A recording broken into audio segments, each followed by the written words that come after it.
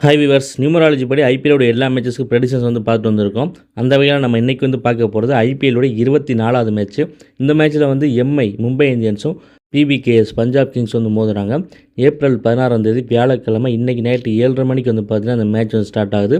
இந்த மேட்ச்சில் யாரெல்லாம் எப்படி பெர்ஃபார்ம் பண்ணுவாங்கன்னு ஒரு ஃபுல் மேட்ச் ப்ரெடிக்ஷன் இந்த வீடியோவில் பார்க்கலாம். இப்போ நேற்று மேட்ச் பார்த்தோம்னா ஆர்சிபி vs எல்ஹெச் ப்ரெடிக்ஷன் சரியாக வரல. எதிர்பார்த்த அளவுக்கு ப்ரெடிக்ஷன் சரியாக ஒர்க் ஆகலை. நம்ம கொடுக்காத நிறைய பேர் பார்த்திங்கன்னா நிறைய பாயிண்ட் எடுத்துட்டாங்க. நேற்று மேட்ச் இன்னுமே ப்ரெடிக்ஷன் சரியாக எடுத்துருக்கணும். ஆனால் சேர்த்து எடுக்க முடியல. இன்றைக்கி அப்படி இருக்காது. இன்றைக்கி ப்ரெடிக்ஷன் நல்லா வந்திருக்கும். இப்போ இன்றைக்கி மேட்ச் பார்க்கலாம். இப்போ இன்றைக்கி மேட்ச் பார்க்குறப்போ எம்ஐ vs பிபிகேஎஸ் 16ஆம் தேதி 7-3 காம்பினேஷன், அதாவது கேதுவும் குருவும் சேர்ந்த காம்பினேஷன். அதுபடி நம்ம ப்ரெடிக்ஷன்ஸ் பார்க்குறப்போ ஃபஸ்ட்டு எம்ஐயில் பார்த்தோம்னா ரியான் ரிக்கல்டன் அவர்கிட்ட 30+ ரன்ஸ் எதிர்பார்க்கலாம். அவர் நல்லா விளையாடுறதுக்கான வாய்ப்பு இருக்குது. அடுத்தது ராபின் மின்ஸ். ரோஹித் சர்மா பார்த்தீங்கன்னா இந்த மேட்ச்சில் இல்லைன்னு சொல்லிட்டாங்க இன்ஜூரினால். ஸோ அவர் பிளேஸில் ஓப்பனிங்கில் ஒரு இந்தியன் பேட்டர் ராபின் வின்ஸ் தான் வருவார்னு சொல்லியிருந்தாங்க. ஸோ ராபின் வின்ஸ் பார்க்குறப்போ அவர் ஒரு பெரிய பெர்ஃபார்மன்ஸ் பண்ணுறதுக்கான வாய்ப்பு இல்லை, சுமாராக தான் இருக்கும். அடுத்தது சூரியகுமார் யாதவ், திலக் வர்மா ரெண்டு பேரும் ஒரு டீசெண்டான பெர்ஃபார்மன்ஸ் பண்ணுவாங்க. அடுத்தது ஹார்திக் பாண்டியா பேட்டிங்லேயே பெர்ஃபார்ம் பண்ணுவார். பவுலிங் போட்டாலும் விக்கெட் விழுகும், பேட்டிங்கில் ரன்ஸ் அடிப்பார். ஸோ ஹார்திக் பாண்டியாவுக்கு நல்லா இருக்கும். அடுத்து சர்ஃபானி ரூதர்ஃபோர்டு அவர்கிட்ட 25 ரன்ஸ் எதிர்பார்க்கலாம். அடுத்து நமந்தீர் ஒரு பெரிய பெர்ஃபார்மன்ஸ் பண்ணுறதுக்கான வாய்ப்பு இல்லை. அடுத்ததாக மிச்சல் சார்னர் அவர்கிட்ட 1-2 விக்கெட் எதிர்பார்க்கலாம். அடுத்தது சார்துல் தாக்கூர் அவருமே 1-2 விக்கெட் எடுக்கிறதுக்கான சான்ஸ் இருக்குது. அடுத்தது ஜஸ்பிரித் பும்ரா ஒரு விக்கெட் எடுக்கலாம், இல்லை எடுக்காமலையும் போகலாம். அடுத்தது ட்ரெண்ட் போல்ட் ஒரு விக்கெட் எடுக்க சான்ஸ் இருக்குது. அடுத்ததாக மயங்க் மார்க்கண்டேக்கு நல்லா இருக்குது. அவர்கிட்ட 2 விக்கெட் எதிர்பார்க்கலாம். அடுத்ததாக பிபிகேஸ் பார்த்தோன்னா பிரியன் சரியா ஒரு 30 ரன்ஸ் அடிக்கிறதுக்கான சான்ஸ் இருக்குது. 30 ரன்ஸ் அடிக்கலாம், அதுக்கு மேலே அடிக்கிறதுக்கான வாய்ப்பு இருக்குது. நல்லா விளையாண்டுருவார். இவர்கிட்ட இருக்கக்கூடிய பிரச்சனை இல்லைனா எல்லா பாலையும் 6 அடிக்க தான் பார்க்குறாரு. நின்று விளையாண்டாருனா இவரால் ஒரு நல்ல ஸ்கோரை எல்லா மேட்சும் அடிக்க முடியும். ஏன்னா இவர் விளையாடுற மேட்ச்சில் பாதி மேட்ச் இவருக்கு நல்லா தான் இருக்குது. மற்ற பிளேயர்ஸ் மாதிரி நின்று விளையாண்டாருனா இவர் ஒரு 50 போடுவார், ஒரு 70-80 ரன்ஸ் அடிப்பார். அந்த மாதிரி அடிச்சுட்டு போகிறதுக்கான அமைப்பு தான் பார்த்திங்கன்னா இவருக்கு இருக்குது. ஆனால் இவரோட அந்த அப்ரோச், அந்த அக்ரெசிவ் பேட்டிங்னால எல்லா பாலையும் அடிச்சுலாருன்னு சொல்லிட்டு அந்த பவர் பிளேக்குள்ளே பார்த்திங்கன்னா ஒரு 2 ஓவர் 3 ஓவரில் ஒரு 38, 40, 50 அடிச்சுட்டு அவுட் ஆகிட்டு போயிடுறாரு. ஸோ இந்த மேட்சும் அது போல் ஒரு நல்ல இன்னிங்ஸ் ஆடுறதுக்கான சான்ஸ் இருக்குது. அடுத்ததாக பிரப்சிம்ரான் சிங் ஒரு டீசெண்டான பர்ஃபார்மன்ஸ் கொடுப்பாரு. அடுத்தது கூப்பர் கன்லோனி ஒரு பெரிய இன்னிங்ஸ் ஆடுறதுக்கான வாய்ப்பு இல்லை. வந்த உடனே அவுட் ஆகிற மாதிரி தான் இருக்கும். இதுக்கு முன்னாடி நான் ஒரு மேட்ச்சில் ஃப்ளாப்பில் போட்டு வந்திருப்பேன் கன்னோலியை. வந்தோடனே பார்த்திங்கன்னா அவுட் ஆகிட்டார், ஃப்ளாப் பண்ணார். அதுபோல் தான் இன்றைக்கும் ஆடுறதுக்கான வாய்ப்பு இருக்குது. நெக்ஸ்ட்டு ஸ்ரேயாஸ் ஐயர். ஸ்ரேயாஸ் ஐயரை பொறுத்த வரைக்கும் ஒன்று பிக் ஸ்கோரு, இல்லை வந்தோடனே அவுட், இது ரெண்டில் ஒன்று நடக்கும். லாஸ்ட்டாக நடந்த மேட்சஸ் எல்லாத்துலேயுமே அவர் நல்லா விளையாண்டுருக்காரு. இந்த மேட்ச்சில் சரியாக விளையாடாமல் போகிறதுக்கான வாய்ப்பு இருக்குது. அதே நேரம் ஒரு பெரிய ஸ்கோரை அடிக்கலாம். அது ஃபஸ்ட் பேட்டிங் செகண்ட் பேட்டிங்கை பொறுத்து நான் உங்களுக்கு டெலகிராம் சேனலில் டாஸ் போட்டதுக்கு அப்டேட் பண்ணுறேன், எப்படி பெர்ஃபார்ம் பண்ணுவாருங்கிறத. நெக்ஸ்ட் நேகல் வதேரா. இந்த மேட்சும் அவர் ஒரு பெரிய ஸ்கோர் அடிக்கிறதுக்கான சான்ஸ் இல்லை.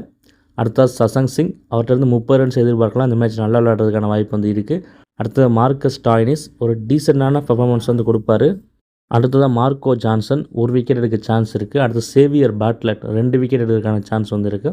அடுத்தது சாகலுக்கு ஒரு விக்கெட் வாய்ப்பு இருக்குது. அஸ்தீப் சிங் 2 விக்கெட் எடுக்க வாய்ப்பு இருக்குது. வைசாக் விஜயகுமார்கிட்ட ஒரு விக்கெட் எதிர்பார்க்கலாம். இப்போ 2 டீமும் சேர்த்து யாரெல்லாம் எப்படி பெர்ஃபார்ம் பண்ணுவான்னு பார்த்தோம். நெக்ஸ்ட் யாரெல்லாம் ட்ரீம் டீம் வர சான்ஸ் இருக்குது, யாரெல்லாம் பெஸ்ட் பிளேயர்ஸ் அப்படின்னு பார்க்கலாம். அதுபடி பார்க்குறப்போ Ryan Rickelton, Hardik Pandya, Sherfane Rutherford, Mitchell Santner, Shardul Thakur, Mayank Markande, Priyansh Arya, Shreyas Iyer, Shashank Singh, Xavier Bartlett, Arshdeep Singh இவங்கெல்லாம் பார்த்திங்கன்னா ஒரு பெஸ்ட்டு பர்ஃபார்மன்ஸ் பண்ணுறதுக்கான வாய்ப்பு இருக்குது. நெக்ஸ்ட் யாரை சிவிசி கேப்டன் வைஸ் கேப்டன் போடலாம் அப்படின்னு பார்க்கலாம். அதுக்கு முன்னாடி நம்ம டெலகிராம் சேனல் யாரும் ஜாயின் பண்ணாமல் வந்திருந்தீங்கன்னா டிஸ்கிரிப்ஷன் லிங்க் கொடுத்துருக்கேன், அதில் போய்ட்டு ஜாயின் பண்ணிக்கோங்க. டாஸுக்கு அப்புறம் புதுசாக எதுவும் பிளேயர்ஸ் வந்தாங்கன்னா அவங்களுக்கு எப்படி இருக்குது என்ன ஏதுங்கிறத பார்த்து எல்லாமே பார்த்திங்கன்னா டெலகிராம் சேனல் தான் அப்டேட் பண்ணுவேன். ஸோ மறந்துடாமல் டெலகிராம் சேனலில் ஜாயின் பண்ணி வச்சுக்கோங்க.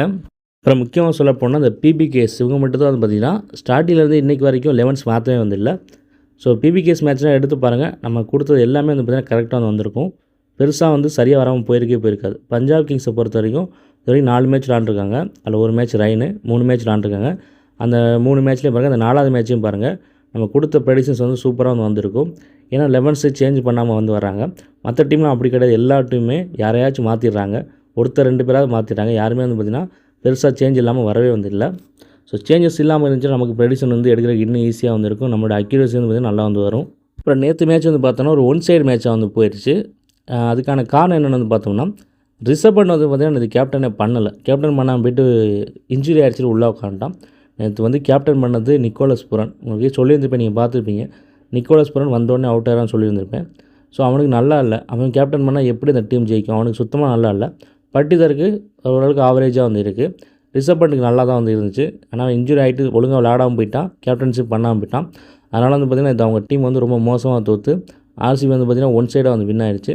இந்த மேட்ச் வந்து அப்படி போகாது. ஓரளவுக்கு 2 டீமே வந்து பார்த்திங்கன்னா பலமாக தான் வந்து இருக்குது. அதாவது இந்த மேட்ச் ஒரு ஒன் சைடு மேட்சாக அமைறதுக்கான வாய்ப்பு வந்து கிடையாது. ஒரு நல்ல ட்ரேடிங் மேட்சாக இருக்கிறதுக்கான வாய்ப்பு வந்து அதிகமாக வந்து இருக்குது. அப்புறம் இந்த மேட்ச்சில் ஸ்ரேயாஸ் ஐயர் வந்து விக்கெட் வந்து ஆகிட்டாருன்னா பிபிகேஎஸ் வந்து ரொம்ப வந்து ஸ்ட்ரகிள் பண்ணும். சசங் சிங் ஒரு ஆள் மட்டுமே நின்று அடிக்கிற மாதிரி தான் வந்து இருக்கும். ஸோ அந்த மாதிரி ஒரு சுச்சுவேஷன் வந்து இருக்குது. ஒருவேளை ஸ்ரேயாஸ் ஐயர் நல்லா விளாண்டாருனா பிபிகேஎஸ் வந்து ஈஸியாக வந்து வின் பண்ணிடும். ஸோ அது எப்படிங்கிறத பார்த்துக்கோங்க. 2 டீமுக்கே வந்து பார்த்திங்கன்னா ஈக்குவலாக தான் வந்து இருக்குது. யாருக்கும் கூட குறையெல்லாம் வந்து இல்லை. இருந்தாலும் அந்த ஃபஸ்ட் பேட்டிங் செகண்ட் பேட்டிங்கை பொறுத்து நிறைய சேஞ்சஸ் வந்து இருக்கும். அதெல்லாம் டாஸ் போட்டதுக்கப்புறம் வந்து பார்த்துக்கலாம். இப்போ யாரை வந்து கேப்டன் வைஸ் கேப்டன் போடலாம் அப்படின்னு வந்து பார்த்தோம்னா ரியான் ரிக்கல்டன், பிரியன்ஸ் ஆர்யா, சசங் சிங், ஹார்திக் பாண்டியா இவங்களை வந்து நீங்கள் வந்து சிவிசி வந்து ட்ரை பண்ணலாம். இவங்களை மட்டும் தான் ட்ரை பண்ணுங்கிறது கிடையாது. நான் பெஸ்ட் பிளேயர்ஸில் கொடுத்துருக்க யாரை வேணால் வந்து ட்ரை பண்ணலாம். இப்போ நேற்று மேட்ச்சில் வந்து பார்த்தீங்கன்னா மிச்சல் மார்ஸை நான் வந்து கேப்டனில் கொடுத்துருக்க மாட்டேன் வீடியோவில். டாஸ் போட்டதுக்கப்புறம் வந்து பார்த்தீங்கன்னா நான் டெலிகிராமில் கொடுக்குறப்ப மிச்சல் மார்ஸை வந்து கேப்டனில் கொடுத்தேன். ஸோ அதுபோல் இந்த மேட்ச்சில் நிறைய சேஞ்சஸ் இருக்கலாம். ஸோ அதெல்லாம் வந்து பார்க்குறதுக்கு டெலிகிராம் சேனல் ஜாயின் பண்ணி வந்து வச்சுக்கோங்க. 7 மணிக்கு அப்புறம் டாஸ் போட்டதுக்கப்புறம் டெலிகிராம் சேனல் வந்து செக் பண்ணிக்கோங்க. புதுசாக வந்து வீடியோ பார்க்குறவங்க மறந்துடாமல் நம்ம சேனல் வந்து சப்ஸ்கிரைப் பண்ணி வச்சுக்கோங்க.